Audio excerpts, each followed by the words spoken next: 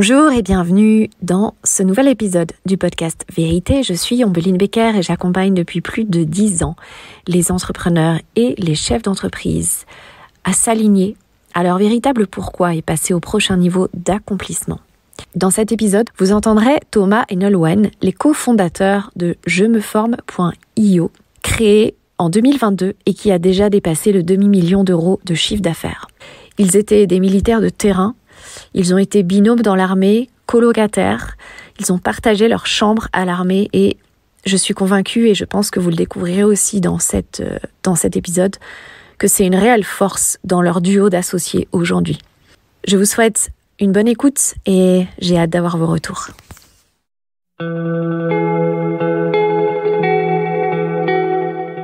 Bonjour Nolwenn, bonjour Thomas. Merci d'être avec moi dans ce podcast Vérité.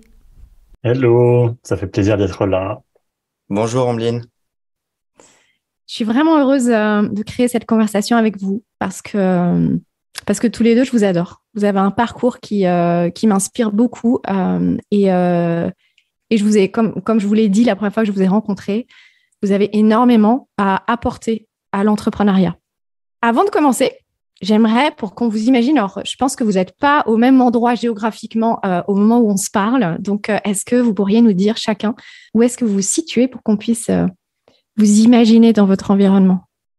Moi, c'est Lorient, à Lorient, Bretagne, là où il fait super beau. Et là, comme on disait un petit peu en off, moi je suis à Strasbourg dans un de mes appartements là que je loue en Airbnb.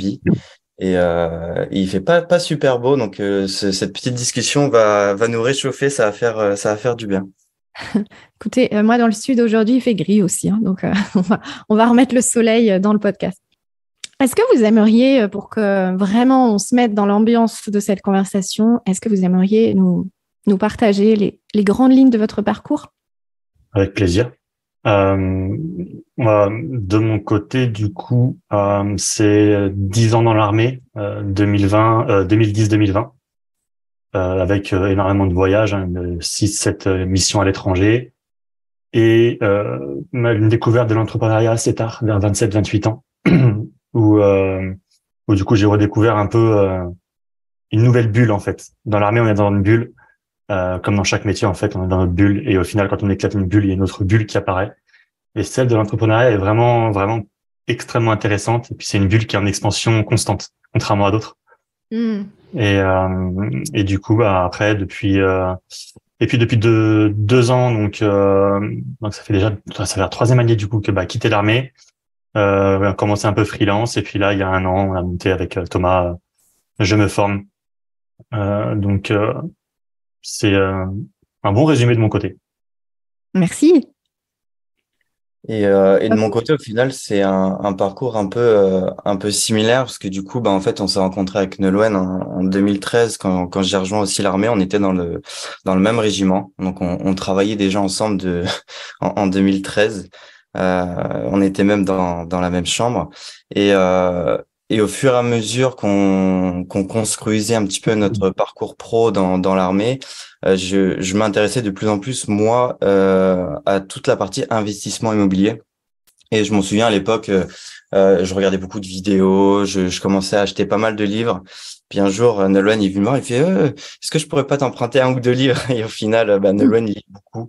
Et il a lu tous mes livres très rapidement. Et au final, en 2 jours. Je me souviens parce que t'avais le lit en face de moi dans la chambre. C'est ça. Je prends un livre, c'était Père riche, Père pauvre. Et l'autre, de c'était Robert Kiyosaki, ouais. Et tout le monde, et l'autre, c'était le français, je sais plus comment il s'appelle. Et les 2 livres en 48 heures, ils étaient lus. C'est ça. C'est ça. Et c'est ça que je me suis dit, mais il faut absolument que je lise parce que ça a l'air vraiment intéressant parce qu'il les a vraiment lus en 2 jours. Mais moi, parce que toi, tu les avais pas lus, en fait. Non, je suis pas un super grand fan de lecture, mais j'essaye de m'y mettre, hein. Je m'y mets, mais voilà, moi, c'est vraiment le côté immobilier qui m'a ramené petit à petit vers le côté business. Donc j'ai commencé à acheter un appartement et après ça s'est un petit peu enchaîné et après c'est là que je me suis rendu compte qu'il y avait vraiment autre chose à côté de beaucoup plus grand, de beaucoup plus beau et c'est là que moi j'ai décidé de quitter l'armée après 7 ans et après j'ai fait une autre société qui n'a rien à voir aujourd'hui et après avec Nolwenn on s'est rejoint et c'est là qu'on a décidé de s'associer pour lancer Je me forme. Qu'en fait, si je me trompe pas, vous vous êtes rencontrés parce que vous aviez la même chambre à l'armée, c'est ça? C'est ça, tout à fait. Moi, j'étais tranquillement dans ma chambre et un jour, il est arrivé, il s'est posé en face de mon lit, il fait ça, c'est mon lit. Je suis OK. Et J'ai posé mes bagages. voilà. Et vous aviez quel âge à ce moment-là? Du coup, moi, j'avais 24, 25. Ah, moi, je me suis engagé juste après le bac, donc j'avais 18 ans. Waouh.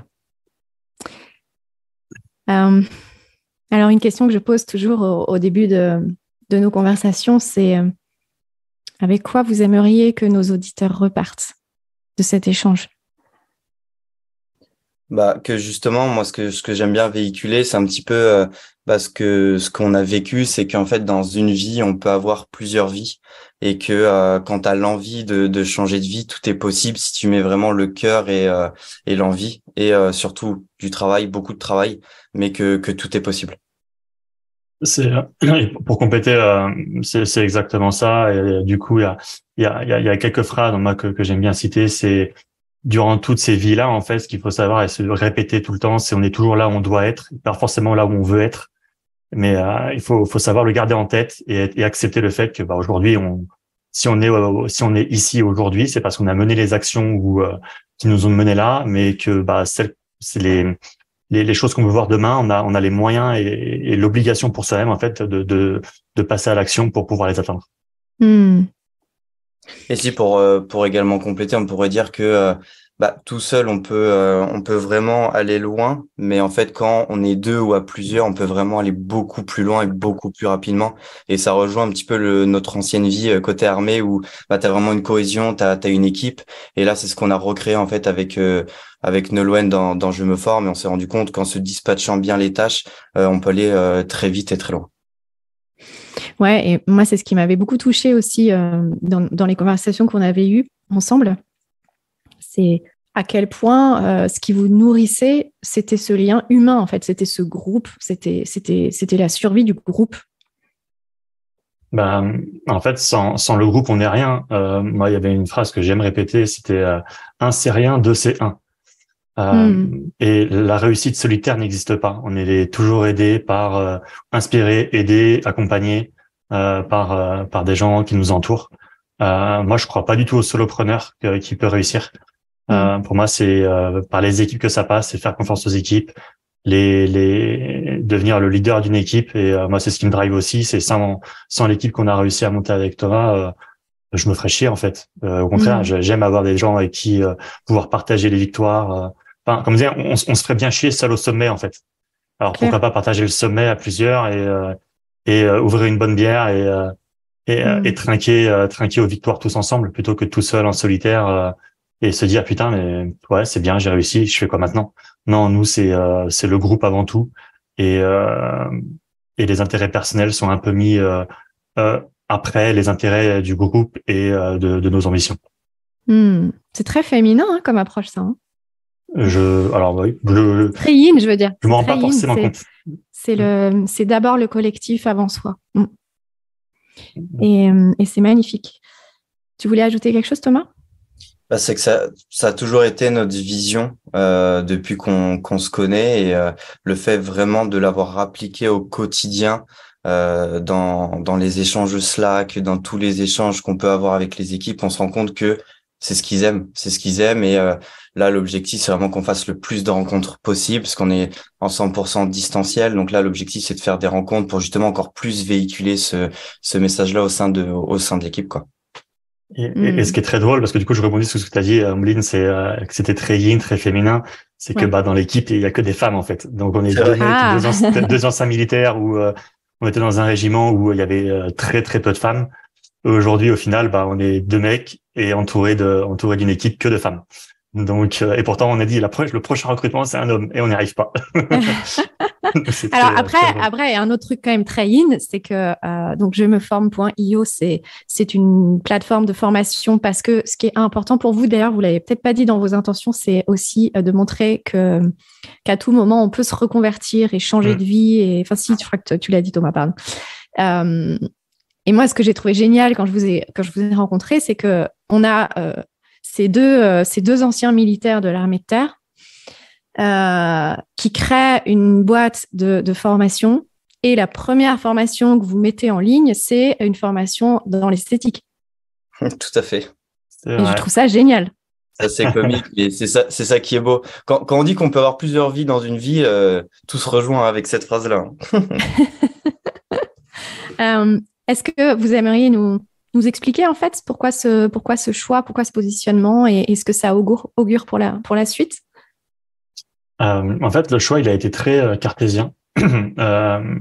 Donc, comme on le dit depuis le début, nous, ce qui compte, c'est vraiment pouvoir aussi accompagner les gens dans une reconversion professionnelle, dans un épanouissement dans leur vie professionnelle, en fait, surtout dans le monde dans lequel on vit aujourd'hui, où le monde change à une vitesse encore qui s'accélère de jour en jour. Et j'ai pas de fil de ma pensée. Du coup, pourquoi ce choix pourquoi ce choix? Parce que ouais, clairement, l'esthétique, sujet instagrammable de base, c'est très très logique. En fait, c'était une niche très logique dans le sens où on avait des compétences. Moi, dans le marketing commercial. Thomas avait aussi les siennes dans tout ce qui était la gestion et ressources humaines. Il est beaucoup plus patient que moi, beaucoup plus ordonné que moi sur beaucoup de choses. Donc, on se complétait très bien. Et on avait aussi l'ambition en commun. Et la chance que j'avais, c'est que quand on a décidé de retourner dans l'esthétique, parce que l'histoire est un peu plus longue que juste on a décidé l'esthétique, ça vient d'un autre élément. Moi, j'ai une de mes meilleures amies en fait qu'on s'est rencontré au McDo, qui était prof d'esthétique. Et du coup, je lui ai dit, écoute, on a les compétences, on recherche quelqu'un. Est-ce que ça t'intéresse de partager cette aventure et de montrer à d'autres personnes qui veulent se former, qui veulent s'épanouir dans leur métier en fait, de se former. Et de manière très logique, très fluide, elle a dit vas-y, let's go. Et on s'est retrouvés une nouvelle fois et on a remonté tout ça de zéro. Parce qu'en fait, oui, vous avez avant de créer le cursus de formation, vous avez d'abord identifié un réel besoin. Ouais, tout à fait. Oui, complètement. Ouais. C'est du recherche. À la base, c'est de la recherche un peu plus fondamentale. Hein. C'est rechercher SEO, les requêtes, où est-ce qu'on va et ne pas se jeter dans OK, je veux faire un business, peu importe où. Non, il faut aussi choisir la bonne niche, le bon secteur. Comme on l'a toujours assumé avec Thomas, on n'est pas fan d'esthétique. Par contre, on est fan des résultats on est fan et on adore les résultats qu'on voit de la part des personnes qu'on accompagne avec nos équipes justement. Sans nos équipes aujourd'hui, Thomas et moi, on devrait trouver quelque chose d'autre. Et pour nous, notre fonction, c'est vraiment d'être présent pour nos équipes et les aider à partager leur passion de l'esthétique et qui, par un peu affiliation, nous permet nous de vivre notre passion qui est de transmettre, d'accompagner, d'aider à avoir une meilleure vie et de s'exprimer. Enfin, les premières photos, quand on voit les photos de notre communauté qui débutent et qui au bout d'une semaine, 2 semaines, 3 semaines se mettent à poster des réalisations qui sont juste on leur a permis de s'exprimer en fait et de trouver un métier et de trouver une compétence dans laquelle elles se sont saines et épanouies. Et pour nous, il n'y a pas de meilleure récompense que de voir un peu la transformation qu'on apporte à nos élèves et à notre communauté. Claire, c'est gratifiant. Non, parce que de base, on devait vraiment pas aller dans ce secteur. Et en fait, c'est quand on a fait vraiment des études de marché poussées qu'on s'est rendu compte que il fallait aller dans ce domaine-là, parce qu'il y a énormément de demandes. Et ouais, comme l'a dit Nolwenn sur la fin, c'est le plus important, c'est le retour des stagiaires qui nous font continuer, nous font lever le matin, parce qu'on se rend compte qu'on change littéralement des vies et ce que ça leur permet vraiment de changer de métier et ça fait vraiment plaisir quoi.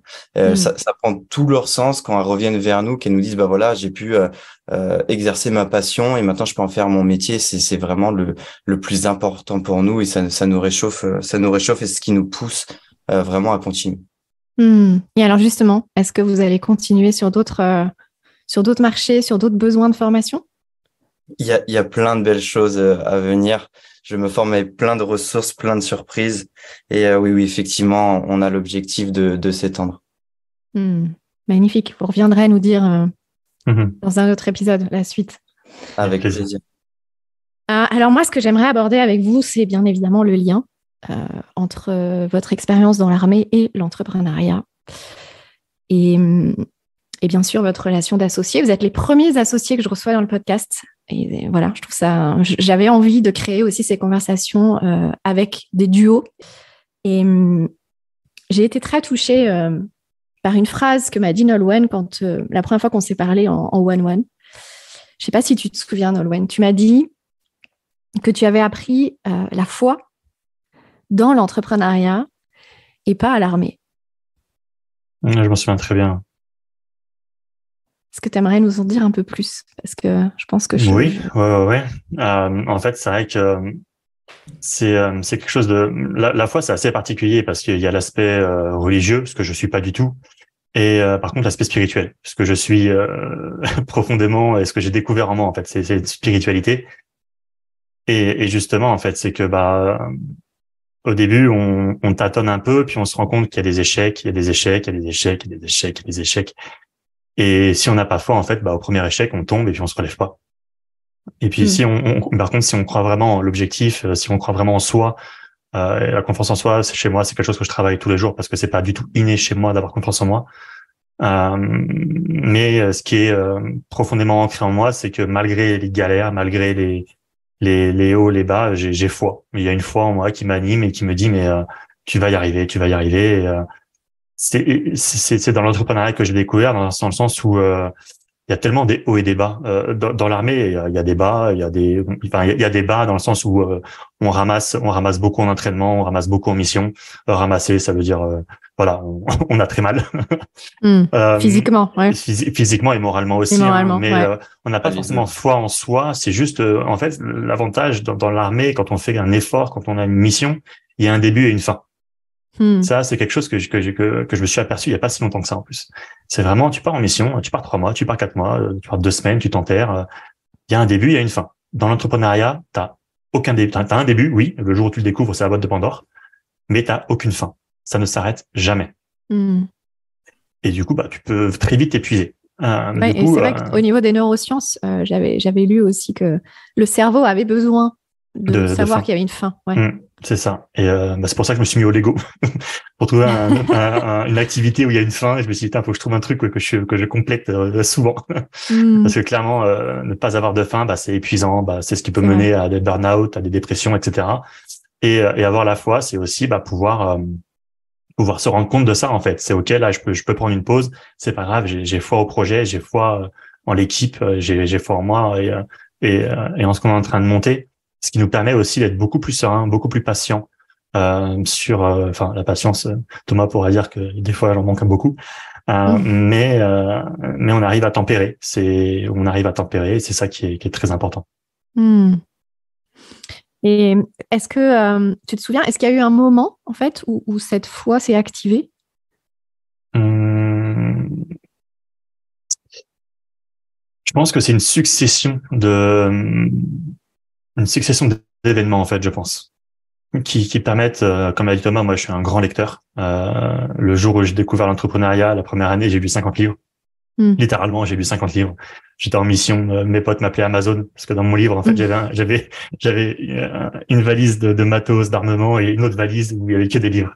Et j'ai les potes, ils venaient, t'as pas un livre, vas-y, tiens, prends celui-là. Il parle de ça, il parle de ça. Donc déjà, les livres ont permis d'avoir une grande ouverture d'esprit. Et après, non, pour moi, il n'y a pas un événement qui a déclenché, il y a un événement important, qui a déclenché aussi une envie pour moi de dire, j'ai pas le choix, faut que je me dois de réussir maintenant. Mais derrière, non, je pense que c'est vraiment la succession. Je pense qu'il y a la succession des échecs et des réussites à chaque fois, en fait.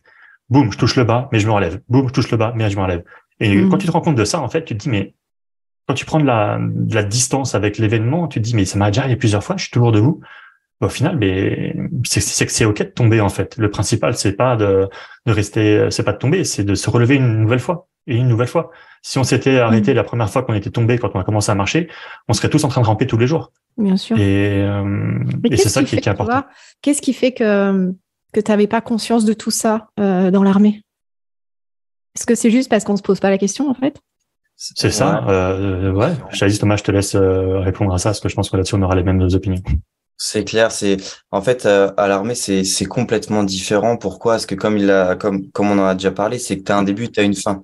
Dès que tu fais quelque chose, connais ton objectif, tu sais ce que tu vas devoir faire, tu connais ta mission, tu sais avec qui tu pars, mais tu sais qu'il va y avoir des couilles, mais tu sais très bien qu'en fait ça sera réglé grâce à l'équipe. Donc c'est des choses au final qu'on n'avait pas forcément conscience à l'époque. Alors qu'aujourd'hui, c'est complètement différent. Moi, c'est pareil, pour compléter ça, quand j'étais à l'armée, donc tout avait une fin. Moi, j'avais enchaîné donc sur l'IMO, c'est pareil, tout avait une fin. Tu vois, c'était un projet, tu le montes, ok, il est clôturé, t'es un locataire, c'est bon, c'est fini. Alors que là, vraiment, avec l'entrepreneuriat, c'est vraiment en mode, tu te lèves le Parce matin. que ça s'arrête. Ouais, voilà, c'est ça en fait. C'est tu te lèves le matin en mode, ok, bah qu'est-ce qui va arriver aujourd'hui? Tu sais qu'il va y avoir un truc, tu le C'est sais. ça. Mais toi aujourd'hui, c'est quoi? C'est de résoudre des problèmes, en fait. Donc, ok, bah, t'attends la couille qui va arriver ou t'essayes de l'anticiper. Et après, bah, c'est ton job. Et en fait, c'est une fois que tu l'as implémenté, que ton boulot, c'est de régler des soucis ou d'anticiper des problèmes, bah, tu vis mieux. Ou alors, après, moi, il y a un autre aspect qui m'a fait beaucoup de bien. C'est en fait, faut se dire un truc, il n'y a pas mort d'homme. Si c'est pas fait C'est clair. aujourd'hui, on le fait demain matin. Prendre la hauteur. Prendre la hauteur, parce que si t'es H24, et nous les premiers avec Nolwenn, au début, on travaillait tout le temps, tout le temps, tout le temps, tout le temps, H24. Et au final, à un moment donné, tu te dis, ah, mais ça va nous mener où tout ça? Et au final, fais pause, prends de la hauteur, pose-toi les bonnes questions, et c'est là que tu te rends compte d'où tu veux aller, avec qui tu veux aller, et comment tu veux y aller. Tu vois, t'as vraiment le chemin qui se regroupe, et t'as un carrefour, bah, tu vois, t'es au milieu du carrefour, tu dis, OK, bah, tu prends de la hauteur, tu regardes le meilleur chemin pour aller au meilleur endroit où tu veux aller, et let's go. Finalement, est-ce que ce serait pas la foi en l'autre que vous avez appris? Totalement. La foi, et j'irai même plus loin, c'est la confiance, c'est bien plus loin que ça. Là, si on peut parler un peu d'association. Aujourd'hui, on connaît nos forces, on connaît nos faiblesses, bah forcément grâce à notre ancienne vie, mais aujourd'hui, on en a découvert de nouvelles. Et aujourd'hui, si on n'a pas confiance de tout ça, bah pour moi, on peut aller droit dans le mur. Une association, c'est très bénéfique, mais ça peut être dévastatrice. Et Si c'est ouais, je suis complètement d'accord avec ce que dit Thomas sur l'association, les forces, les faiblesses.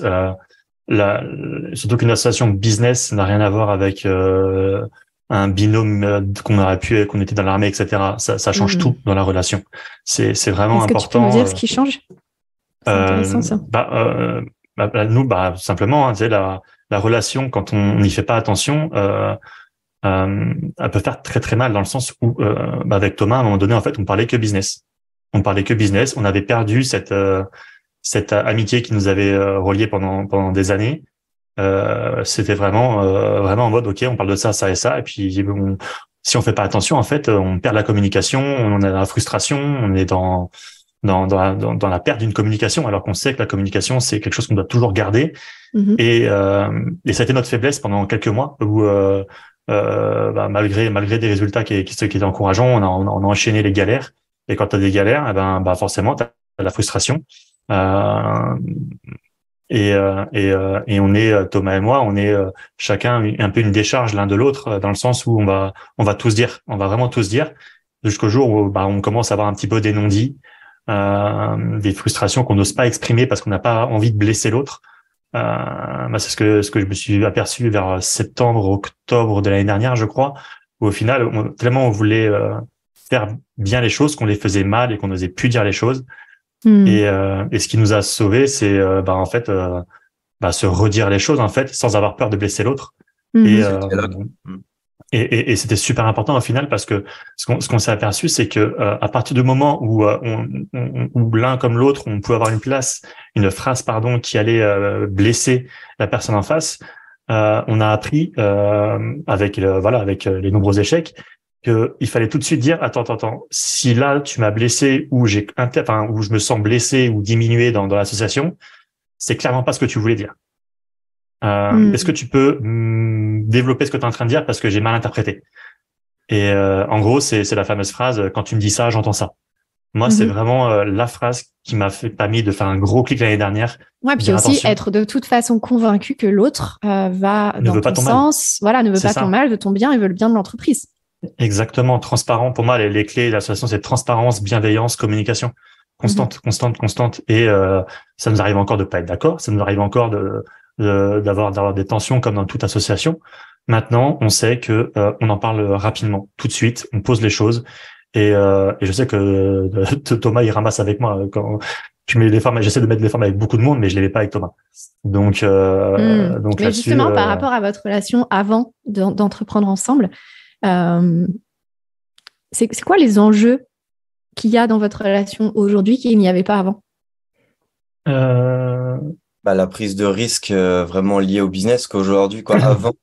Avant, on était en équipe, ok, on était 2 ou voire 6, tout dépendait, mais c'était un peu plus individuel, même s'il y avait une sorte de cohésion. Alors qu'aujourd'hui, si demain, en fait, il y a une mauvaise entente entre associés, en fait, on est sur un navire, mais sur le navire, il y a des personnes qui travaillent avec nous. Donc, en fait, on a un devoir, en fait, pour les personnes qui travaillent avec nous, de continuer et d'éviter la confrontation. Parce que si demain, en fait, on dit, écoute, break. Ouais, mais attends, t'as quoi aujourd'hui? On est 11. Tu vas aller voir les 9 personnes en se disant, écoutez, les gars, on break. Quoi, c'est pas possible. Puis même, aujourd'hui, on a accompagné plus de 500 stagiaires. On peut pas aller voir les stagiaires. Bon, en fait, vous vous débrouillez toute seule. Quoi, c'est un accomplissement on a beaucoup plus de responsabilités aujourd'hui qu'avant. Avant, c'en était d'autres. C'était vraiment, il y avait d'autres enjeux, d'autres responsabilités. Aujourd'hui, pour moi, les responsabilités sont tout autres.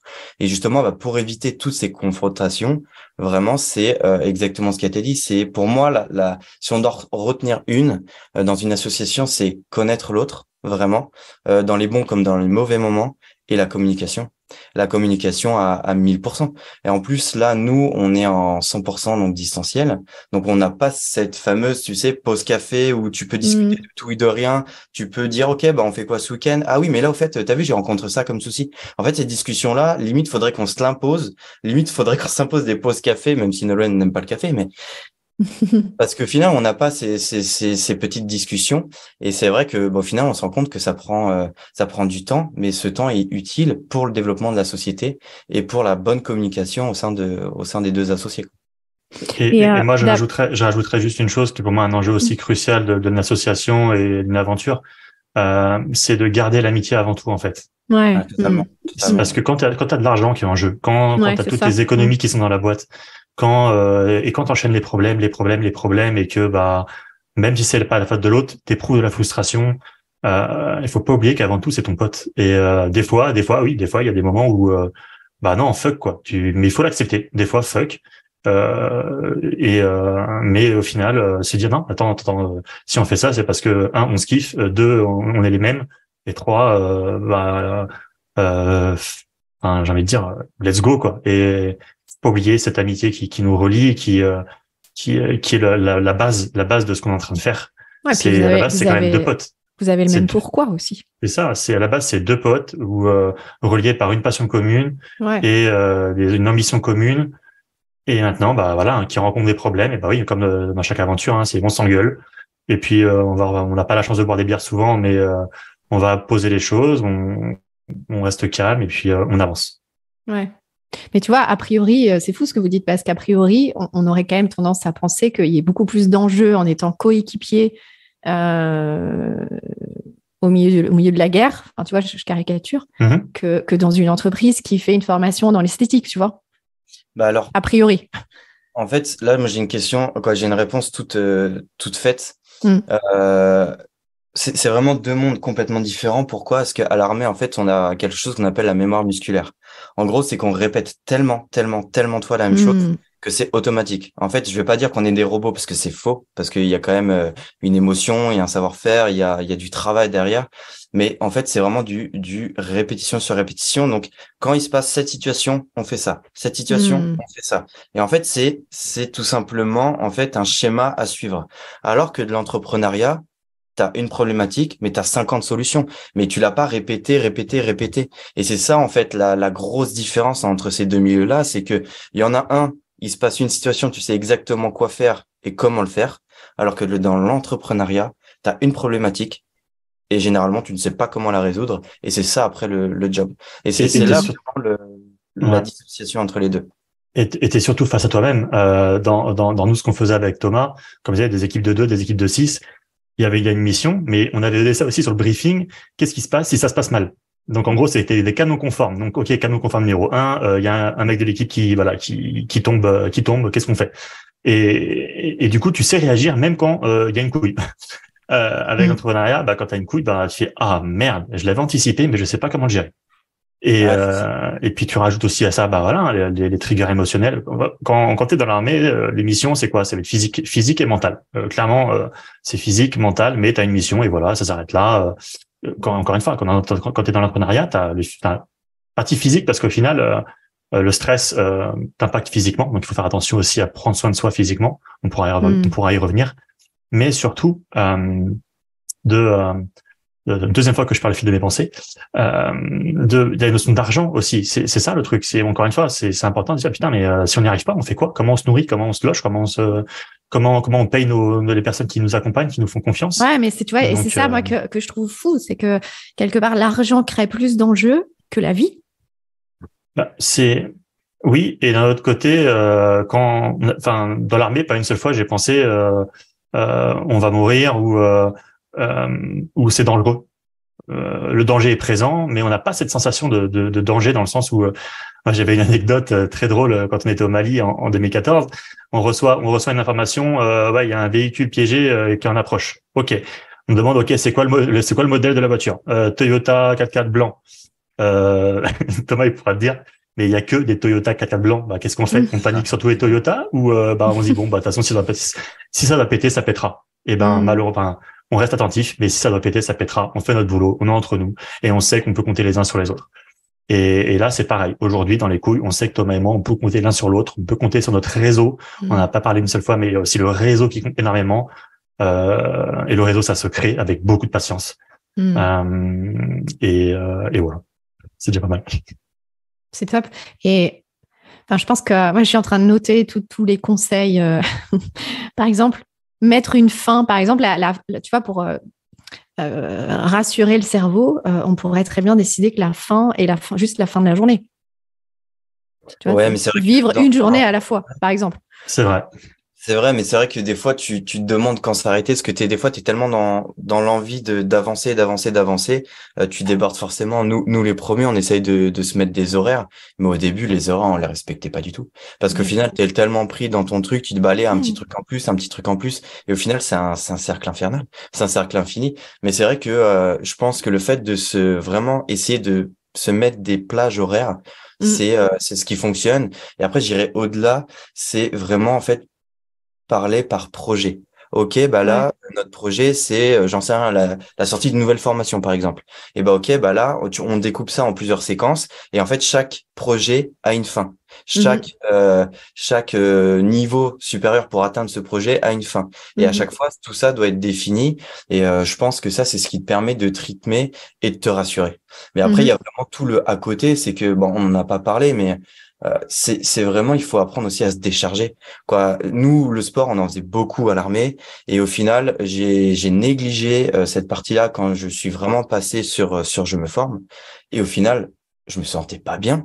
Il me manquait quelque chose, et c'est vrai qu'en fait, le fait de bien manger, le fait d'avoir une bonne hygiène dans le sport, de bien dormir, ça joue énormément sur ta santé mentale.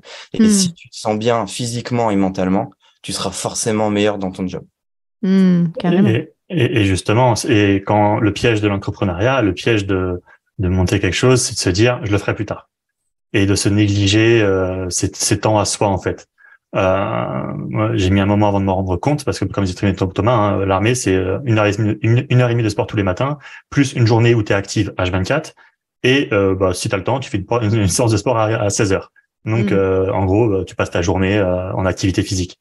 Quand tu passes de ça à une activité sédentaire devant un ordinateur, une chaise, tu t'en rends pas forcément compte au début, mais tu t'en pâtes en fait. Et jusqu'au jour, tu dis ok, j'ai un souci, qu'est-ce qui se passe? Et tu te remets à faire du sport. Et tu fais ah ouais, c'est ça qui me manquait en fait. Ouais. C'est ça qui manquait, la décharge émotionnelle, ne pas penser au travail, etc.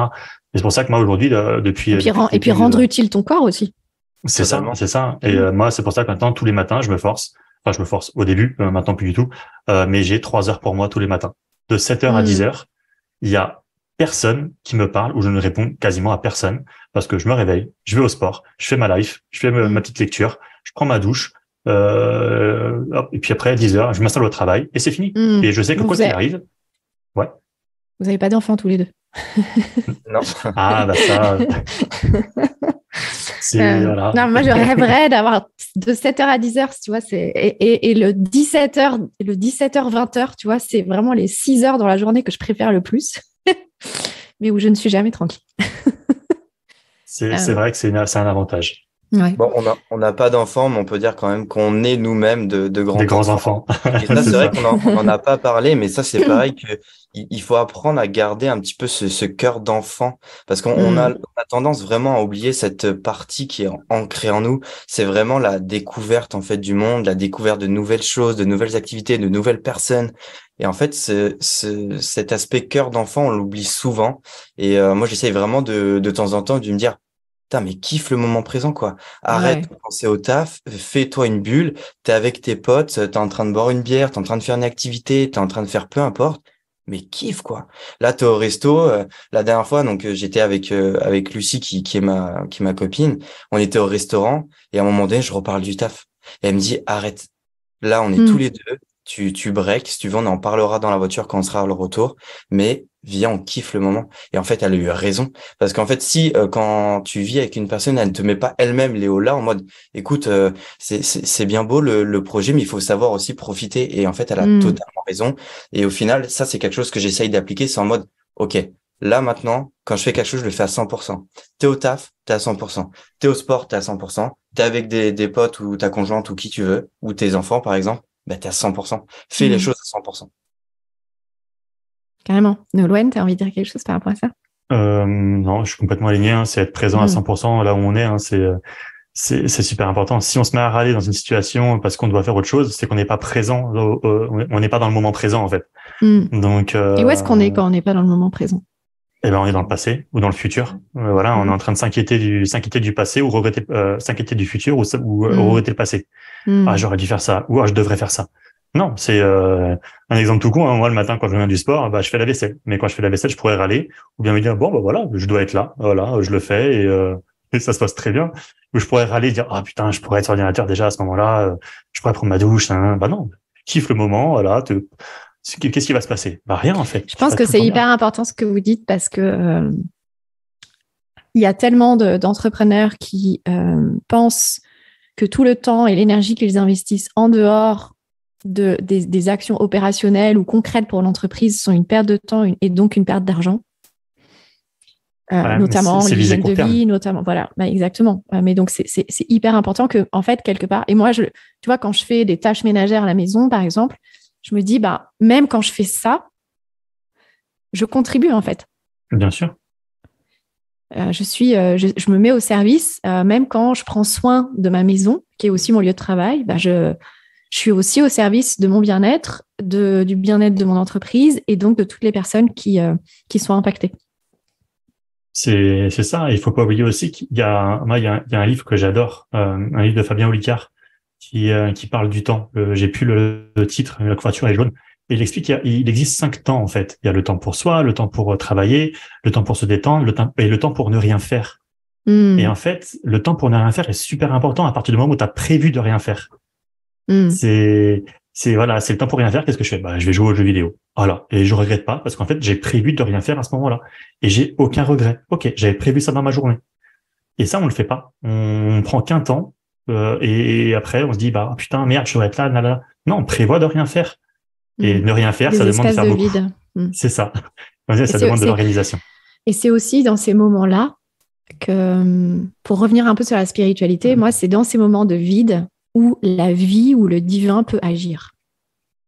Bien sûr, l'idée qui surgit de nulle part ou le bien-être, ouais, c'est ça. C'est quand on n'est plus quand on n'a pas le nez dedans en fait.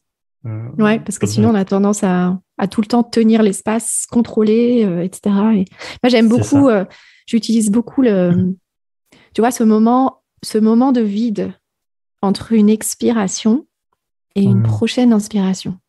Ouais, c'est vraiment le fait de lâcher prise, en fait. Il faut Ouais. accepter de lâcher prise et beaucoup de personnes, et moi le premier, hein. Au début, je testais la méditation et en fait, je n'arrivais pas à rester en place.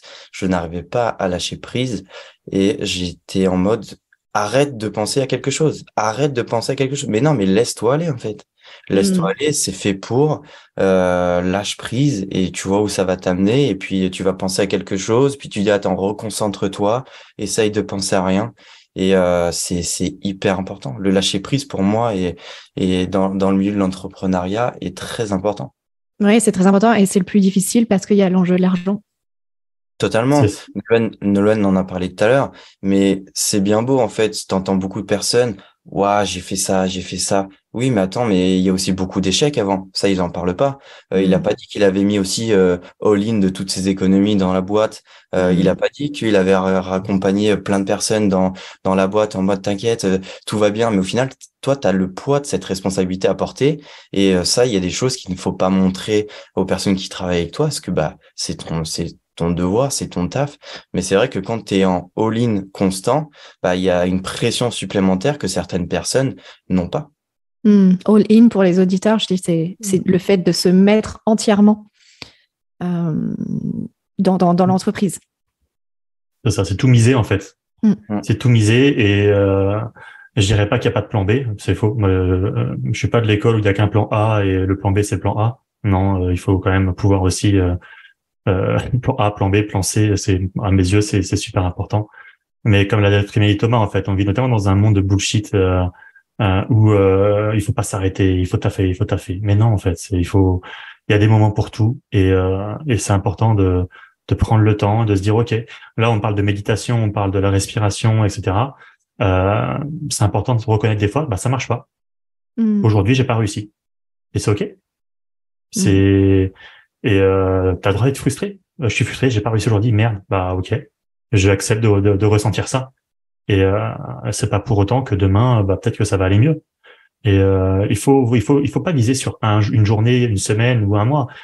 Quand on est sur un projet, il faut viser sur 10 ans, sur 20 ans en fait. Et Mm. tout de suite, bah, ça te fait relativiser. Thomas l'a dit tout à l'heure, il n'y a pas mort d'homme. Nous, c'est votre référence. Ça ne nous empêche pas d'être stressé des résultats, mais dans tous les cas, à la fin, c'est attends, mais est-ce que les balles elles sifflent là? Est-ce qu'il y a une bombe qui va exploser? Est-ce que non? Bah franchement, c'est quoi? Vas-y, j'arrête de travailler, je regarde ma Carrément. série et je reprends demain. Et je Ouais. dis voilà, et je dors très bien sur mes deux oreilles et c'est Mais suffisant. tellement. Et enfin voilà, je pense que c'est aussi là la force de votre discours, c'est que ça permet de relativiser après l'expérience que vous avez vécue dans votre vie professionnelle d'avant. Enfin, ouais, ok, en fait, on s'en fout de l'argent. En fait, c'est important, bien évidemment, parce que dans une, je crois que c'est avec Elisabeth Doyle qu'on parle de ça dans le podcast où je disais l'argent, c'est dans l'entreprise comme l'air qu'on respire. C'est essentiel. Mais par contre, c'est pas pour ça qu'on crée la boîte. C'est pas juste pour respirer qu'on ait envie. L'argent, c'est le joker en fait. C'est si tu fais les choses bien, intelligemment, et pas au hasard, l'argent viendra en fait. C'est Une juste conséquence. c'est une conséquence, c'est une probabilité, c'est une statistique. Euh, tout est quantifiable. À partir du moment où c'est pas forcément les bonnes réponses, mais que tu te poses les bonnes questions. Ça, c'est le plus important. Le plus important, c'est vraiment les bonnes questions à se poser. Et que tu peux appliquer des schémas dans le business. Enfin, pour moi, le business, c'est des mathématiques simples, des plus, des moins, et des multiplications et des divisions. C'est tout. Si tes chiffres sont pas bons, eh ben, ok, analyse-les et va de l'avant. Mm. Donc l'argent pas important, ça l'est quand même pour la santé, ça l'est comme on dit. Hein, l'argent fait pas le bonheur, oui, mais il y contribue quand même vachement. Et je préfère avoir de l'argent et être malheureux que être malheureux sans argent. Donc Ouais, mais c'est pour ça, c'est comme l'air. c'est ça. Sans air, on meurt, en fait. C'est ça. Donc il faut c'est un juste équilibre. L'argent, Mm. il faut pas le voir comme l'argent, c'est pas une finalité, c'est un bonus. Mm. Et Et le une plus fois que tu as compris important, ça, le plus important pour moi, c'est vraiment le pourquoi en fait tu fais tout ça. Mm. Pourquoi tu fais ça? Qu'est-ce qui te fait te lever le matin? Qu'est-ce qui te rend heureux ou malheureux? En fait, c'est vraiment apprendre à se connaître. Et une fois que tu as appris à te connaître, c'est vraiment le pourquoi tu fais tout ça. Et c'est clairement la clé. Et après, bah oui, forcément, si en plus de ça, on répond à notre pourquoi avec la mission qu'on fait tous les jours, et qu'en plus de ça, bah la cerise sur le gâteau, on gagne de l'argent, bah tant mieux, c'est le jackpot. Et d'ailleurs, à propos d'argent, enfin, je sais que vous avez fait une année assez incroyable pour une première année d'exercice, puisque vous avez dépassé le demi-million de chiffre d'affaires à seulement 5 personnes au départ, c'est ce que vous me disiez tout à l'heure. Tout à fait. Ouais. Mais effectivement, je sais que c'est important pour vous de dire la vérité derrière ces chiffres-là, que pour atteindre ça, il y a eu beaucoup d'investissements. Complètement. C'est pas en mettant ça soit un investissement financier et en temps et en compétences. Dire qu'on a fait 500 000 plus de 500 000 euros la première année, c'est faux à mes yeux. Ce qu'il faut préciser, que ça, au final, pour moi, par exemple, les compétences que j'ai appliquées durant l'année dernière, ça m'a pris 5 ans à avoir. Et en amont, c'est plusieurs dizaines de milliers d'euros d'investis en formation. Un réseau aussi, à force de rendre des services. Moi, je suis un grand fan au début, travaille gratuitement, dis que tu sais faire alors que tu sais pas faire et apprends. Moi, j'ai appliqué ça pendant 3 ans. Oui, je sais faire, tout à fait. Après, je me débrouille jusqu'à 2 heures du matin pour trouver la solution. Mais derrière, oui, moi, Thomas et moi, c'est nos économies qui sont passées dans la boîte. Derrière, après, c'est aussi aller voir la banque pour lui proposer, pour lui exposer le projet, et que la banque accepte de financer une partie de la boîte. C'est aller trouver des solutions quand des solutions de finance quand on doit payer rapidement les personnes qui travaillent avec nous, parce que nous encore avec Thomas, on passe un petit peu en dernier, dans le sens où ce qui compte, c'est payer les équipes. Nous, on attend. Ça fait 1 an et demi. Chaque entrepreneur sait très bien qu'au début, c'est difficile de se payer, même si on fait super attention à ça. On n'est jamais la priorité. C'est peut-être bien, pas bien. J'ai pas forcément d'avis là-dessus. Mais on a ce besoin d'aller chercher l'argent pour nos équipes avant tout, et pour mener à bien nos ambitions. La première année, pour moi, en fait, d'une structure, elle est cruciale. Elle est cruciale parce qu'il ne faut pas avoir peur à justement investir, que ce soit pour soi, son équipe, des outils, des logiciels. Ça, c'est la petite étoile pour Nolwenn. Mais c'est vraiment, en fait, il faut pas avoir peur. Et je pense que cette année, en fait, on a beaucoup misé dessus. Et c'est ce qui a fait que, oui, on a beaucoup dépenser, mais j'aime pas utiliser ce mot dépenser, parce que moi c'est vraiment de l'investissement, et c'est ce qui nous permet en fait de peut-être faire x2 x3 cette année par rapport à ce qu'on a fait l'année dernière. Il ne faut pas avoir peur à investir son temps, son énergie, son argent, mais à apprendre de nouvelles compétences, à aller chercher les réponses, et à investir sur la boîte. Et ça, il y a beaucoup de personnes qui le négligent, et ils pensent qu'en fait monter une société, il faut, comme tout le monde le dit sur Internet, en mode il te faut 0 € et un peu de patience et un peu de savoir-faire. Non, ça c'est connerie en fait. Il faut d'argent, parce que sans argent, malheureusement tu peux pas construire quelque chose. Oui, tu peux commencer avec pas grand-chose, mais il faut un minimum, parce que si tu veux quelque chose de solide, il faut d'investissement, il faut payer des personnes, que ce soit des équipes ou des prestataires. Mais quoi qu'il arrive, tout seul, encore une fois, tu peux pas savoir tout faire. Tu peux pas. Ou alors tu seras moyen dans plein de domaines. Alors que si tu travailles en équipe, chaque personne a sa compétence, a son savoir-faire, et il sera beaucoup plus efficient, et ça ira beaucoup plus vite, beaucoup plus loin. Encore une fois, ça revient à ce qu'on disait tout à l'heure. En équipe, on va beaucoup plus loin. Oui, et puis de toute façon, la nature travaille en système aussi, et on fait partie de la nature. On parle beaucoup du mindset d'entrepreneur, mais moi, ce dont je me rends compte aussi, de par mon expérience, de par les rencontres que je fais, les conversations et dans ce podcast, c'est que je pense pas qu'il y ait un mindset. Les profils sont tellement divers, tellement différents. Mais d'après vous, en fait, qu'est-ce qu'il y aurait comme point commun, comme fil rouge, comme critère indispensable pour réussir comme entrepreneur, ou pour s'épanouir plutôt que réussir? Ça me fait penser un petit peu à ce que c'est vrai qu'on n'a pas dit qu'on s'était rencontrés dans un mastermind, mais ça me fait penser un petit peu à l'exercice qu'on avait fait avec le livre de Fabrice Midal, Ouais. les 5 portes. Comme Mhm. quoi, il y a 5 typologies en fait d'entrepreneurs, et ça me fait penser à ça. Et pour moi, il n'y a pas vraiment de type d'entrepreneur. C'est vraiment si tout le monde aujourd'hui peut être entrepreneur. Maintenant, la question, c'est est-ce qu'il va le rester, est-ce qu'il va le garder sur la durée? Parce que c'est ça le plus dur au final. Ok, parce que tu sais très bien, avant d'avoir un projet qui réussit, tu vas en avoir plusieurs qui seront en échec. Mais pour moi, tous les échecs font la personne que tu es devenue aujourd'hui, et c'est grâce à ces échecs, tu apprends beaucoup de choses et que tu t'élèves. Et c'est pour ça que tout dépend réellement de où est-ce que tu as envie d'aller, pourquoi tu as envie d'aller. Et ça rejoint un petit peu ça. Et après, oui, tu as différentes typologies d'entrepreneurs. Tu as des personnes qui seront beaucoup plus calmes, qui seront beaucoup plus posées, d'autres qui seront beaucoup plus vifs. Pour moi, il faut de tout pour avoir une bonne société. Et ceux qui l'ont pas lu, ce livre-là, moi, je le recommande vraiment. J'avais beaucoup aimé, et on pourrait en reparler parce que c'était vraiment un bel échange par rapport aux Quel 5 portes. livre? Ah, les 5 portes, ouais. Les Bah, j'en cinq ai portes. parlé aussi avec, évidemment, Alex et le premier épisode du podcast. Euh, mais on en a parlé avec Claudette Lauvencin aussi de Les Mhm. 5 portes. Et je remettrai dans la description le lien. Euh, Nolwenn, tu veux dire quelque chose par rapport à, entre guillemets, ce Ouais. mindset? Ouais, bien sûr. Moi, je pense qu'il y a quand même des valeurs et des façons d'être plus efficaces et de réussir, clairement. C'est résilience, patience, transparence, bienveillance, vision. Clairement, il y a une chose importante à savoir sur la vision, c'est que la vision, elle est pas fixe, en fait. Elle peut changer. Les gens, ils disent, bah, j'ai pas de vision, mais c'est OK de pas avoir de vision au début. La vision, elle peut venir Mm. après, elle peut venir grâce à l'équipe. C'est comme les valeurs.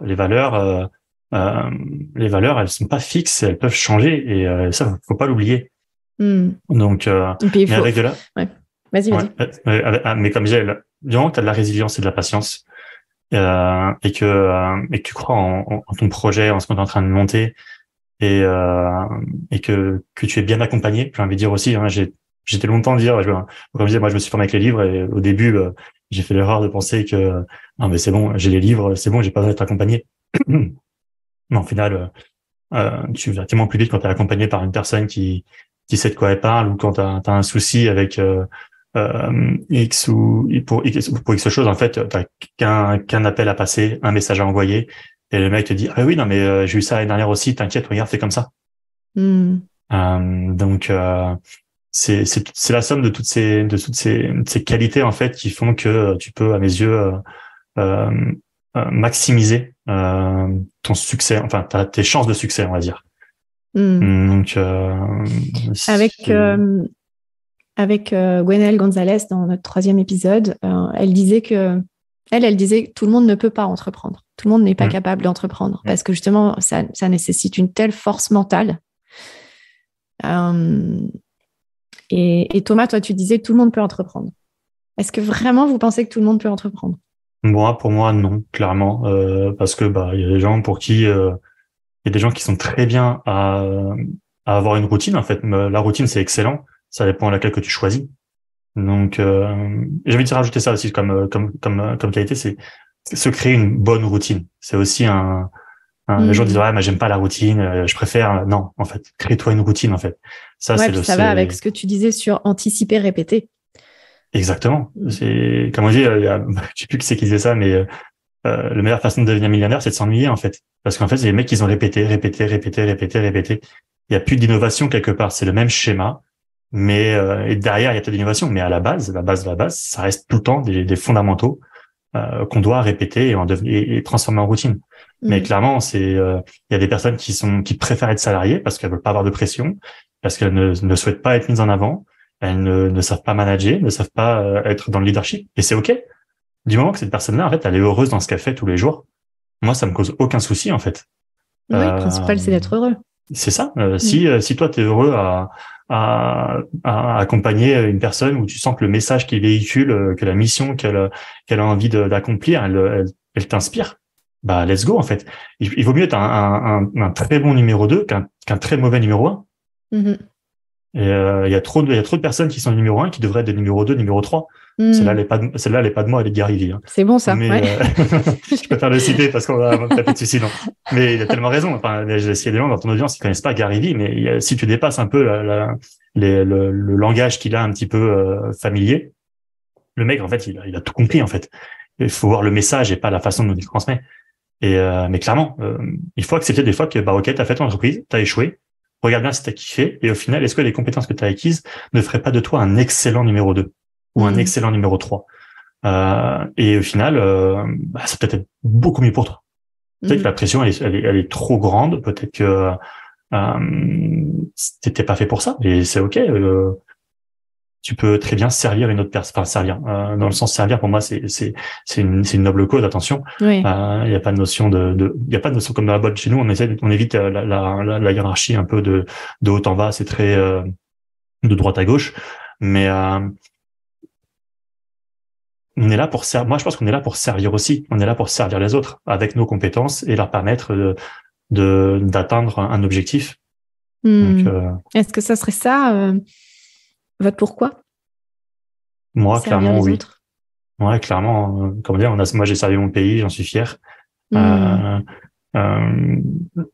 arrêté pour plein de raisons, mais ça, c'est quelque chose que je referai avec plaisir. Et aujourd'hui, pour moi, il n'y a pas de plus belle façon de vivre sa vie que de servir les autres avec les compétences qu'on a acquises et qu'on peut transmettre. Ouais, je suis 100% d'accord. Mais là où moi j'expliquais tout à l'heure, c'est que pour moi en fait tout le monde peut devenir entrepreneur. Qu'est-ce que j'entendais par là? C'est vraiment en mode demain tu veux monter une boîte, tu peux. Mais en fait la question c'est est-ce que tu le veux vraiment? Tu vois, pour moi il y a vraiment deux questions dans la question. C'est vraiment oui, demain tout le monde peut le faire. Tout le monde peut le faire. Ouvrir une société, ça prend très peu de temps. C'est à la portée de tout le monde. Mais par contre, il faut savoir. Oui, administrativement, tu veux dire que c'est tout le monde. Ouais. C'est ça en fait, tout est à la portée. C'est ça, c'est que en fait c'est pas une bulle en mode ah attention là-bas ça craint. Non non, tout le monde peut se lancer et je conseille à plein de personnes de le faire. Mais avant de le faire, je leur pose beaucoup de questions. En fait, c'est les questions qu'il faut se poser. C'est est-ce que tu es prêt à endurer ça? Est-ce que tu es prêt à faire ça? Est-ce que tu es prêt à faire ça? Et c'est là en fait que les gens se rendent compte de réellement tout ce que ça implique. Et c'est ça qu'en fait, les gens n'ont pas forcément conscience. C'est le à côté. C'est bien beau de dire, bah, j'ai créé une boîte, mais en fait, non, bah, j'arrête parce qu'en fait, c'est trop dur parce qu'il a pas anticipé la tonne de choses à faire, que ce soit sur tous les aspects. Et ça me rappelle une petite histoire, c'est à savoir que quand tu t'engages dans l'armée, donc en fait, tu as un cursus obligatoire, ce qu'ils appellent les classes, et après, tu as la partie spécialisation en fonction de ton métier. Et nous, en moyenne, ça dure à peu près 1 an de formation. Et en fait, ça a été l'un de mes plus beaux jours de ma vie, mais qui s'est très vite écourté. C'est qu'en fait, on nous a remis notre fameux brevet, en fait, à la fin. Donc là, tu te dis, ça y est, je sais tout faire. Je sais tout faire, je connais le métier. Et je suis arrivé donc en escadron, donc c'est là avec les personnes avec qui tu vas travailler. Et en fait, la première personne que j'ai vue, je m'en souviendrai tout le temps, elle me dit « C'est bien, félicitations, maintenant tout ce que tu as appris, tu l'oublies. » Et là, en fait, ma joie que je venais d'apprendre il y a 30 minutes, que j'ai été validé et qu'au final, juste après, on te dise « T'oublies tout », là, tu te prends une sacrée claque dans la gueule, quoi. Et au final, ça rejoint ce que disait Nolan, c'est il faut pas avoir peur à investir sur soi, apprendre, parce qu'au final, des fois, tu as l'impression que tu sais tout, mais au final, il faut réapprendre pour s'améliorer, parce qu'au final, ça, c'est tout le temps en évolution. Et c'est ça qui est aussi compliqué dans ce milieu entrepreneurial. Ouais. C'est tout pour se remettre à la page. Ouais, se remettre à la page. Et j'ajouterais quand même qu'il faut investir pour apprendre, mais il faut aussi investir pour s'élever, pour se réaligner, pour se connaître, pour devenir une meilleure personne aussi, un meilleur individu. Ça aussi, c'est un investissement qui est important. Bon, forcément, je prêche un peu pour ma paroisse. Ouais, je suis d'accord, je suis complètement d'accord. Je pense que c'est un équilibre à trouver en fait entre le bien-être et les deux ne sont pas incompatibles entre le bien-être et l'argent le bien-être. Qu'est-ce qu'il faut mettre en priorité?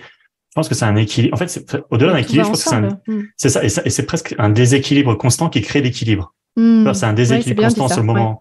C'est un déséquilibre constant sur le moment présent, mais tu prends de la hauteur sur un mois, tu te rends compte qu'au final, c'est linéaire. Ouais. Et ça, c'est le plus important.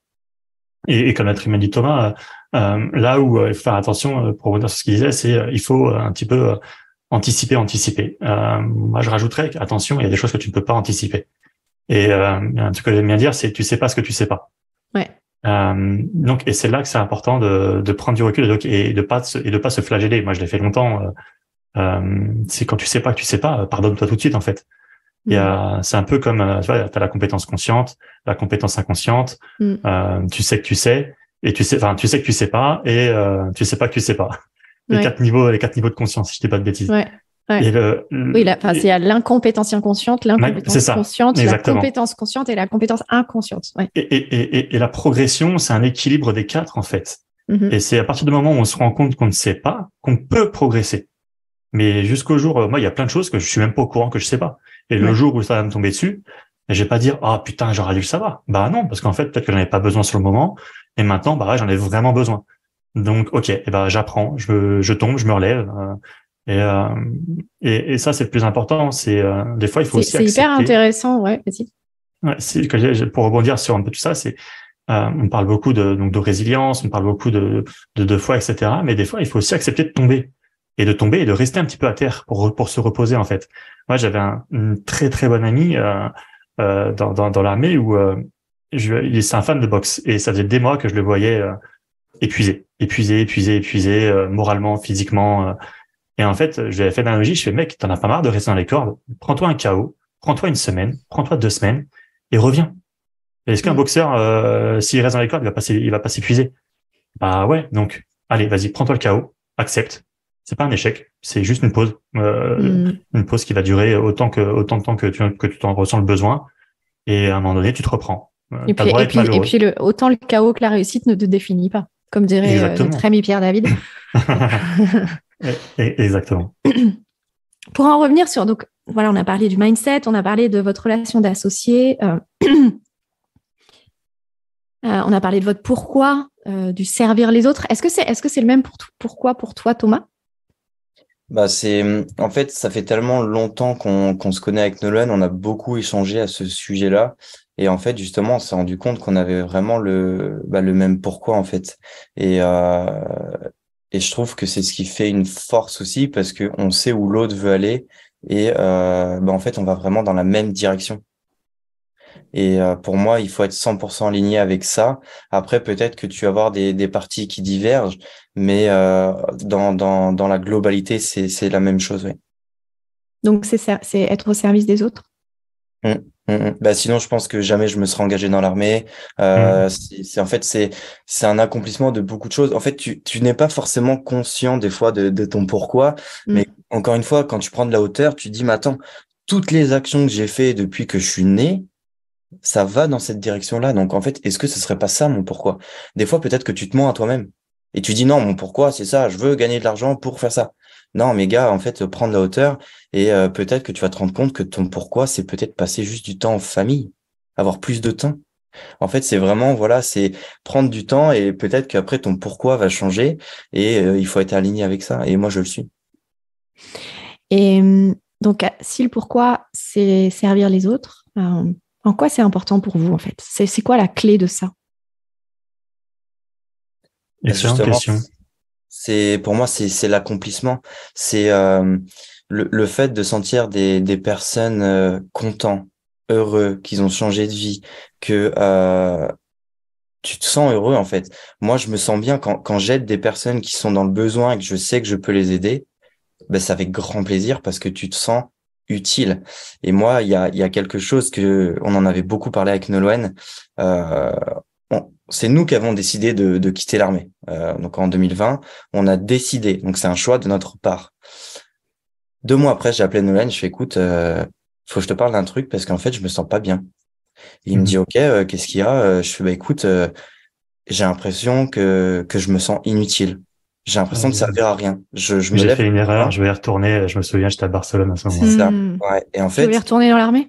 En fait, je me suis dit, mais attends, mais avant, je savais tout faire. Je parle de mon ancien travail. J'avais vraiment, je savais ce que je faisais en fait. On aidait la France, on avait une cause, quelque chose à défendre. Et en fait, du jour au lendemain, j'ai quitté. Donc, j'avais lancé, c'était une boîte de boxe par abonnement. Et en fait, j'étais pas du tout aligné avec ça. Et j'ai appelé Nolwenn. Je fais, écoute, mais j'ai l'impression que je me sens inutile. Alors qu'en soi, je travaillais quand même, je travaillais, je faisais des choses, mais j'étais pas heureux parce qu'en fait, j'avais l'impression d'être inutile. Et on en a pas mal discuté avec Nolwenn, et Nolwenn il me dit pas, je ressens exactement la même chose. Et au final, ça rejoint exactement notre pourquoi en mode, et parce qu'en fait, on a ce besoin d'aider les autres, de se sentir utile, et, euh, et au final, ça prend tout son sens. Et Et qu'est-ce qui te manquait dans la boxe, juste? Qu'est-ce qu'il n'y avait les pas? clients. Déjà, des clients, c'est vrai que le schéma de box par abonnement, on pourrait refaire un truc là-dessus, quoi, un podcast, parce que c'est un monde très compliqué. Mais si tu as beaucoup de clients, ça peut très très bien fonctionner. Tout dépend de la thématique. Mais non, c'est vraiment en fait la passion de ce milieu-là, ça ne m'a pas plu. En fait, j'étais pas passionné, et au final, je faisais ça parce que en fait, j'avais vu une opportunité dans ce milieu-là. Donc j'ai beaucoup appris, parce qu'au final, ça a encore été un nouvel échec, mais au final, j'ai beaucoup appris, parce que j'ai appris la structuration d'une société, la gestion, l'organisation, tout un aspect que je connaissais pas dans d'autres choses, donc notamment l'immobilier. Mais c'est vrai qu'il y a un autre truc qu'on n'a pas parlé, Nolwenn, c'est que à l'armée, on avait aussi créé une autre société en commun, Ouais. où on vendait à l'époque, on revient un peu à ce côté esthétique, mais on vendait des bijoux en bois. Donc ça, Allez, c'est drôle ça. mais Au pays du bois, ça s'appelait. c'est ça, au pays du bois. Et j'ai retrouvé le logo il y a pas longtemps sur mon ordinateur, pour ça je te le renvoie, ça va te rappeler des souvenirs. Mais du coup, ça, en fait, tout ça pour dire qu'en fait, avec Nolan, ça fait quand même très longtemps qu'on se connaît. On a déjà tenté par le passé de faire d'autres choses. Bon, l'armée nous avait mis les holasques, à savoir que quand tu travailles pour l'armée, tu dois être à 100%. Pour l'armée, tu n'as pas le droit de faire une autre activité à côté. Donc, d'un côté, ça nous arrangeait bien, parce qu'on vivotait avec ce truc-là. Mais ça a été une première approche d'une première association au final. Et Comme quoi, il y a peut-être plusieurs essais avant de réussir une association. totalement. C'est ça. On a fait un premier échec avec un e-commerce. C'est pas forcément un échec. On a fait une opération zéro, mais on n'était pas dans le kiff. Ouais. Et pour rebondir sur ce que dit Thomas sur quand on est au niveau de l'armée, c'est vrai qu'on n'a pas le droit. En théorie, moi j'aime bien dire en théorie, on n'a pas le droit de faire une activité en parallèle de nos activités. Maintenant, une chose que j'aime bien dire, c'est il vaut mieux demander pardon que l'autorisation et dire et puis de toute façon, il y a aucun métier qu'on peut faire à côté de l'armée qui va nuire à ce qu'on fait dans l'armée en fait. Et moi, Donc, j'ai une autre phrase aussi que j'aime bien, c'est pas vu, pas pris. il y a ça aussi. Et prix pendu. Ouais, c'est ça. Ils vont cacher, ils vont heureux. On peut aller loin comme ça. On peut aller loin. Ouais. Nolwenn, toi, tu voulais rebondir sur la question que j'avais posée sur en quoi c'est important de servir les autres. Qu'est-ce qui est à la clé de ça? Ben, je pense qu'en fait là-dessus, je suis aligné avec l'intégralité des réponses qu'a dit Thomas. C'est quand déjà de base, enfin moi je sais que par exemple pour moi, l'armée c'était quelque chose que je savais que j'allais faire depuis l'âge de 6 ans. Donc je vais faire quoi plus tard? Militaire, puis passant pilote de chasse, après militaire, après commando, et après machin, nanana. J'ai eu la chance de faire absolument tout ce que je voulais. Mais au-delà de ça, ça a été vraiment être au service des autres, au service, comme a très bien dit Thomas, au service de notre pays, qu'on soit d'accord ou pas, la politique ça nous concerne pas. Nous, ce qu'on veut, c'est se sentir utile. Et quand tu es à l'étranger en mission et que tu as des personnes qui viennent te remercier, te serrer dans les mains, te serrer dans les bras et te dire bah merci d'être là parce que la semaine dernière j'ai perdu mes parents qui se sont fait décapiter sur la place. Je peux te dire que la presse t'en a rien à cirer quoi de ce qu'elle dit. Clair. Donc ça c'est puissant en fait, c'est super puissant. Et quand tu pars de l'armée, même moi qui pareil, hein, bah, tu te sens impuissant et au-delà de ça tu te sens perdu. Nous comme a très bien dit Thomas, on a décidé de partir de l'armée. Pourquoi? Bah, parce que c'est pas parce que dans mon cas c'est pas parce que j'avais tout vu, mais c'est parce que je me sentais plus à ma place. Je kiffais ce que je faisais, hein, j'ai eu la chance de faire des choses qui étaient juste ouf. Mais quand t'es plus à ta place, t'es un danger pour tes potes. Donc tu te dis bah écoute, il faut que je parte parce que clairement la mission je la sens pas si je suis pas à 100%. Donc tu fais un choix aussi, tu pars aussi pour toi, mais aussi pour pas être en danger. Et quand tu pars de là, au début tu l'as voulu.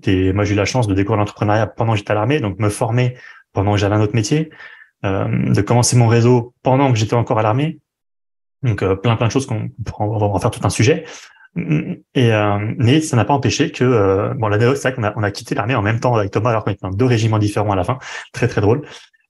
Et c'est cette sensation de vide, en fait, quelques mois après, ou limite dépression, j'ai envie de dire. Tu sais plus qui tu es. Peut-être le manque d'adrénaline aussi. Hein. Complètement. Alors là, à 100%. Tu sais plus qui tu es. Tu n'as plus cette. C'est aller boire encore une fois. Hein, je cite beaucoup cette anecdote, mais aller boire un coup avec les potes, faire les entraînements avec les potes, tout te manque. Tu te rends compte que t'es heureux. Enfin, t'as une vie différente et tu te dis mais putain, mais pourquoi j'ai fait ça?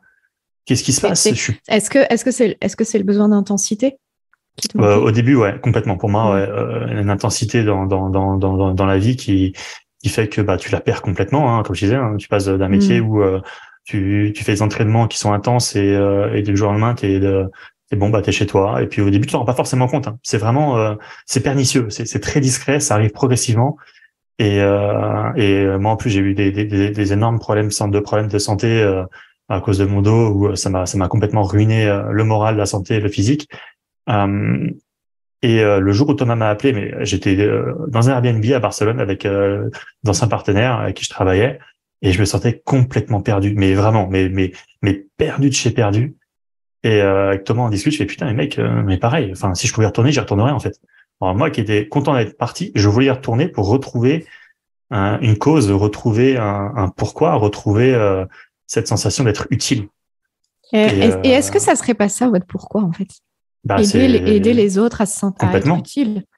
Complètement. Et c'est là où on trouve la chose en testant, et puis on se rend compte que bah ok, j'ai acquis des compétences. Où est-ce qu'elles seront le plus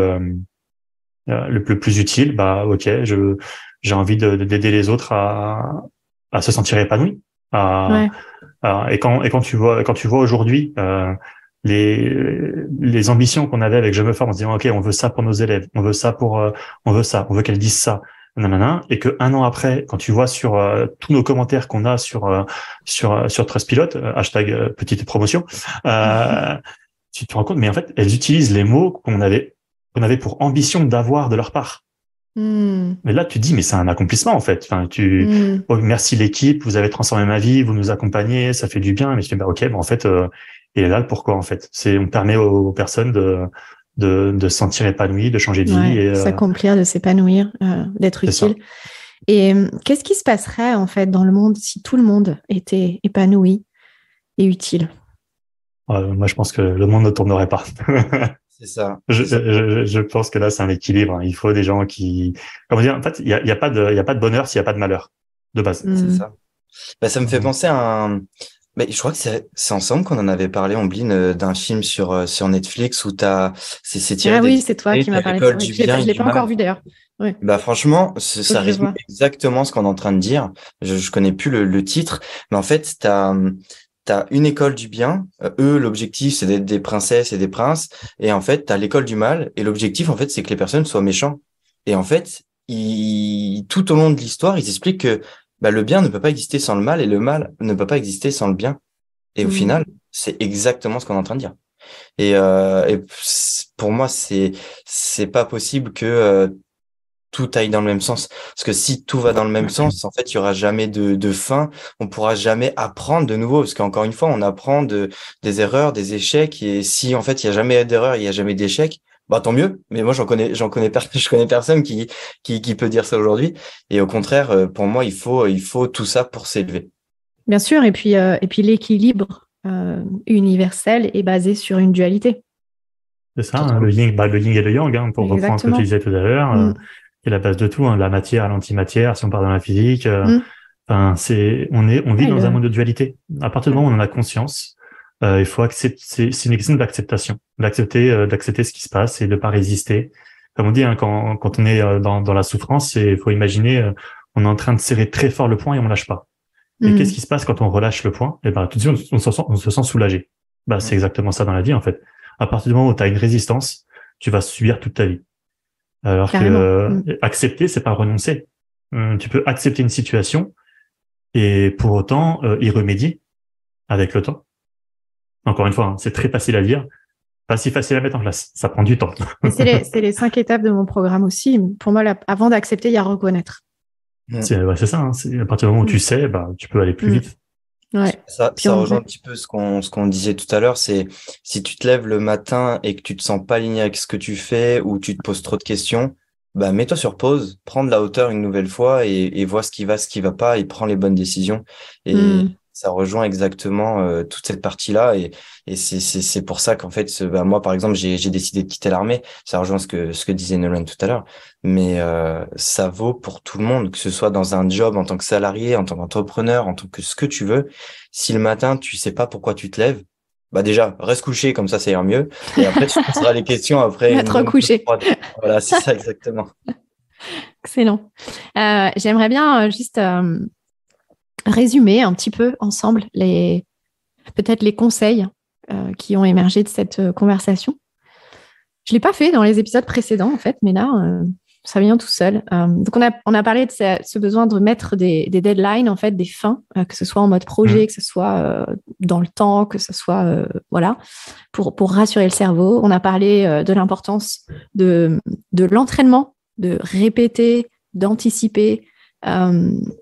Et donc, tout ce qui est process, automatisation, je sais que c'est un peu ton dada, Nolwenn. Mais effectivement, refaire pour améliorer aussi. L'hygiène de vie, la santé mentale, le besoin d'utiliser son corps physique aussi. Et Thomas, tu viens de dire aussi, enfin plusieurs fois, vous avez dit le besoin de prendre de la hauteur, de prendre du recul, d'accepter juste de lâcher. Est-ce qu'il y aurait des choses que vous aimeriez ajouter ? Il y a bien sûr toute la notion du groupe, du collectif, d'être ensemble. C'est ce que j'allais dire, c'est vraiment cette notion aussi d'associé qui est très importante parce que bah encore une fois, c'est en équipe, si chacun a ses compétences, on peut aller très très loin. Vous faites du mentorat tous les deux ? Est-ce qu'on a des mentors ou est-ce que est-ce qu'on vous sollicite en tant que mentor ? je le fais de manière assez moi je le fais naturellement avec des amis entrepreneurs, mais c'est pas dans le c'est pas officiel, c'est un service, c'est en mode quoi. Ouais. c'est pas un service, non, c'est en mode vraiment Le plaisir de le faire encore une fois. Ouais. c'est ça. En fait, c'est ça. Le truc, c'est que on trouve aussi notre plénitude, j'ai envie de dire. J'utilise rarement ce mot-là dans le fait de ce qu'on fait naturellement. C'est ça qu'on doit faire. Et moi, naturellement, bah, je vais aider l'autre. Et si je peux être rémunéré en même temps de faire un truc que j'aime bien faire, bah, let's go, quoi. C'est l'idéal. C'est l'idéal, hein. Donc, non, c'est extrêmement important pour moi. Mais je pense que vous pourriez, par exemple, dans Je me forme, pourrait y avoir aussi quelque chose sur la relation d'associé, par exemple. Je pense qu'on a encore beaucoup à apprendre. Comment s'associer ? Je pense qu'avec Thomas, on est encore qu'au début. Ouais, c'est ça. On doit déjà apprendre à gérer tout ça parce que ça fait que 1 an, un peu plus d'1 an. Donc, pour moi encore, c'est très récent. Donc, en fait, c'est au stade d'apprentissage. Il y a plusieurs stades, mais peut-être que dans 3 ans, 5 ans, ou peut-être même beaucoup plus que ça, bah pourquoi pas. C'est quelque chose qui pourra venir par la suite. Oui, puis ça, je pense que ça viendra naturellement. C'est ça. Est-ce qu'il y aurait autre chose comme conseil ? Ouais, j'ai bien aimé quand tu disais prendre de la hauteur. Et pour moi, c'est vraiment super important quand on sent un peu face à un mur où les choses n'avancent pas, c'est d'accepter le fait que ok, j'y arrive pas, je prends de la hauteur et surtout, j'hésite pas à aller poser la question à quelqu'un. S'il y a un truc que j'ai bien appris, c'est quand tu poses la question, bah t'as la réponse. T'as rarement un non, je vais pas. En fait, t'as rarement un non, je vais pas t'aider. Si aujourd'hui tu vas poser une question, bah non, je vais pas t'aider. Tu vas dire non, je sais pas, demande à telle personne. Il faut savoir, on n'a pas abordé un sujet qui est super important, c'est la vulnérabilité. Il faut savoir se montrer vulnérable pour avancer. Si tu te montres fort tout le temps, t'es fake. À mes yeux, clairement, t'as un gros fake. Par contre, si tu te montres, la vulnérabilité est une force. À partir du moment où tu la conscientises et où tu sais l'utiliser aussi. Et ça peut être une force. Hein. Bah, c'est une force à 100%. Et montrer qu'on ne sait pas. Ok, je sais pas du tout de quoi tu me parles. Est-ce que tu peux m'en dire plus? Bah et c'est ça aussi qui fait la force de l'association, parce que moi, je fais des choses que Thomas ne sait pas faire, ne veut pas faire. Et Thomas, il sait faire des choses que moi, je ne veux pas faire et je ne veux surtout pas en entendre parler. Donc là-dessus, je me montre 100% transparent avec lui. Ok, bah écoute, non, là, j'ai pas envie de le savoir, ou j'ai aucune idée. Est-ce que tu peux répéter? Je le fais répéter des fois 10 fois les mêmes trucs sur les sujets où moi, je n'y arrive pas. Et c'est la même chose avec quand on est bloqué tous les deux, c'est aller trouver la personne de ton réseau et lui dire, écoute, je suis bloqué, j'ai un souci, est-ce que tu peux m'aider? Rien que ça, déjà, c'est 99% du travail qui est fait. Et après, c'est le 1%, c'est que la communication. Communication, communication, communication. Et vous devez être super bons dans vos couples, tous les deux, quand même, non? Ça, c'est pas à nous qu'il faut demander après, ça, c'est une autre discussion. Ben, j'aimerais dire que l'association est un couple aussi, tu vois. Oui, c'est ça. Ouais. On se voit plus que nos copines avec. Puis c'est une relation d'amour entre vous, hein. Bien sûr, bien sûr. Donc, si on s'aimait pas, je pense qu'on se supporterait pas. Magnifique. L'amour et la vulnérabilité pour terminer. Finir évidemment. Le podcast, c'est pas mal. Ouais, c'est pas mal. Oui, ouais, ça donne envie de réfléchir un peu au sujet qui vient de se dire là. T'as envie d'ajouter quelque chose, Thomas? Je vous aime. J'ai commencé par ça, moi, en vous disant que je vous adorais tous les deux. C'est vrai. C'est vrai. C'est à nous naturellement. de te le dire, exactement. Merci beaucoup. Alors évidemment, c'est toujours très difficile pour moi de terminer des conversations parce que je pourrais continuer encore longtemps. Mais pas sur Zoom. Voilà, peut-être qu'un jour je ferai des formats plus longs, mais en présentiel. C'est cool. J'ai quelques dernières questions à vous poser pour conclure. Quelles sont vos priorités pour ces 6 prochains mois? Pour moi, c'est la santé. C'est juste la santé, en fait. Et c'est pas pour les 6 prochains mois, c'est pour les 40 prochaines années, en fait. Vie. C'est pas le business. C'est pas, non, c'est moi. En fait, sa priorité, c'est moi. C'est toi. C'est moi, c'est ma santé. Je rebondirais sur, il faut savoir être égoïste. Et là, je suis 100% égoïste. Si moi, je vais pas bien, rien d'autre ira. Et clairement, la santé, le sport, la nutrition, c'est un autre sujet. Mais, la santé et le sport en priorité et moi en fait je suis ma priorité sur les 6 prochains mois et je l'assume complètement et je sais qu'en étant ma priorité tout le reste ira bien. Mais je suis 100% d'accord avec ce que Nolwenn vient de dire, parce que si toi tu ne vas pas bien, comment tu veux que ton business aille bien? Ouais, et ton entourage et ton équipe et tout. Ouais.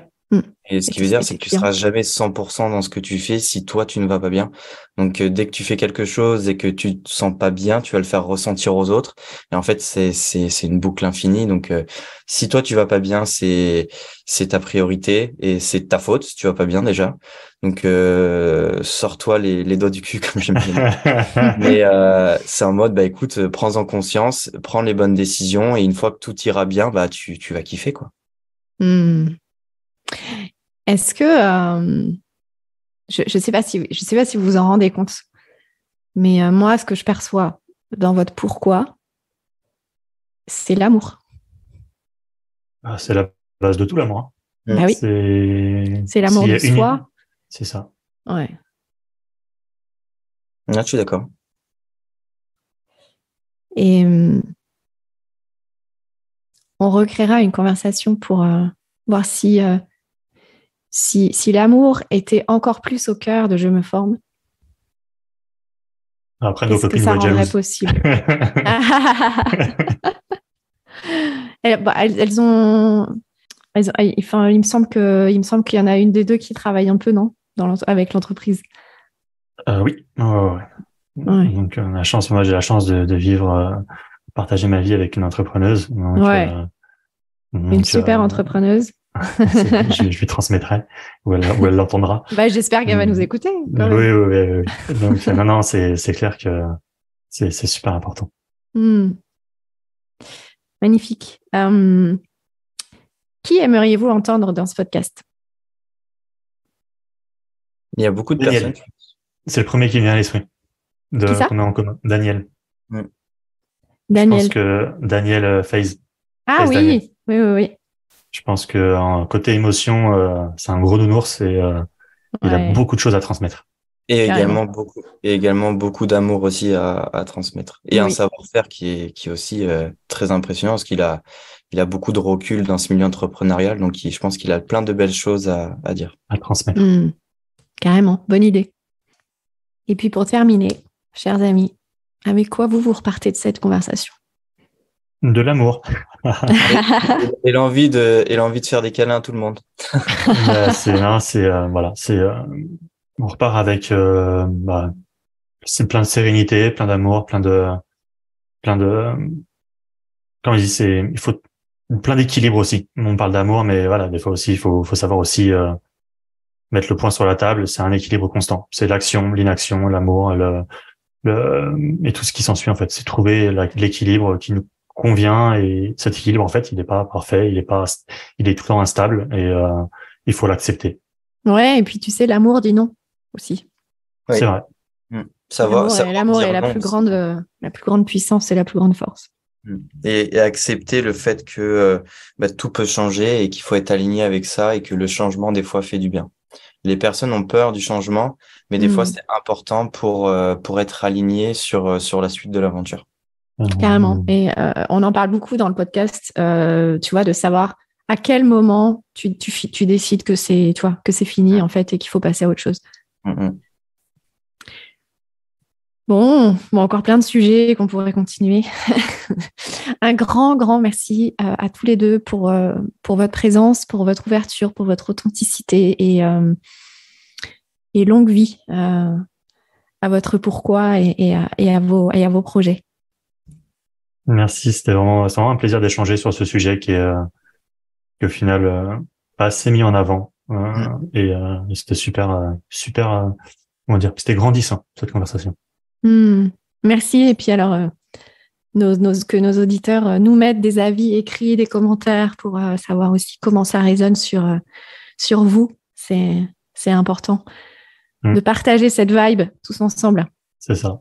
Ça y est, est-ce qu'on a eu bon en disant qu'on allait enlever un petit peu cette grisaille commune couverte sur toute la France avec un beau soleil rempli d'amour? Je pense qu'on a totalement réussi, quoi. En tout cas, je l'espère. Et en tout cas, merci à toi, Ombline, pour cette invitation. Ça nous a fait beaucoup de plaisir. Avec grand plaisir, et j'espère qu'on aura une deuxième conversation ensemble. À très bientôt, les amis.